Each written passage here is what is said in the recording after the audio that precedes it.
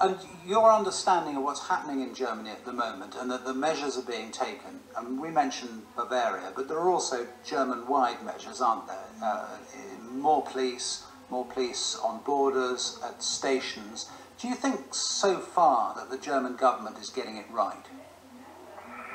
Well, you know, we are looking at a very different type of terrorist attacks than previously, really, and it is very, very difficult to prevent these type of attacks that we've seen over recent days, because they are very different to the types of attacks we've seen on 9/11 or 7/7. They require very little planning. They often involve only one person, so there is no communication the authorities can intercept. And let's remember, I mean, this is not a new phenomenon in some parts of the world.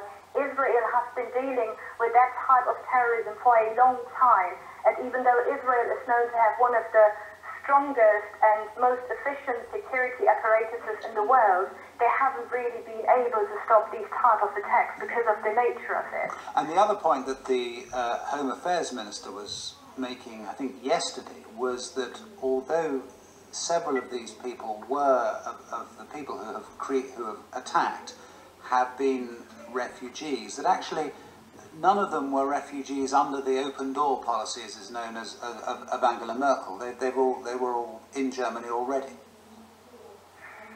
Yes, I mean, this is particularly a problem with people from second and third generations. This problem occurs all the time, so you can't really just blame this on you know, what we call the open door policy of Angela Merkel. But I think you also have to be realistic and realize that by taking in 1.5 million people, there have been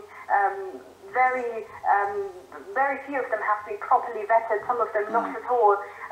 So of course, you know, not all of them are posing a risk, but if you take in 1.5 million people from countries, you know, people who have actually been through terrible times, living in a war zone, desensitized to violence, you are increasing the risk of these attacks. That also has to be said. Yes, and on that point, a German political leader, the Left Party's co-leader, has said that the events of the last few days show that acceptance and integration of a large number of refugees is tied up with significant problems and is more difficult than Merkel tried to persuade us last autumn. I mean, realistically, is there a way now of going back and looking at all those people who've been allowed into Germany? No, I don't think that's possible, especially because many people have thrown away their passports. You don't really know where they are coming from. Some people don't really even know how old they are.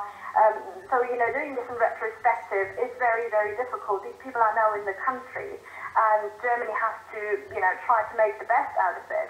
But it has to be said that, of course, although the risk existed before, and, you know, people tried to attack Germany before, and the security services just got lucky and foiled these attacks, that by taking in 1.5 million people in the way that Germany did, they increased the potential threat for such attacks to take place. Okay, Julie Lenarz from the Human Security Centre, thank you very much, and we'll be talking to the German ambassador to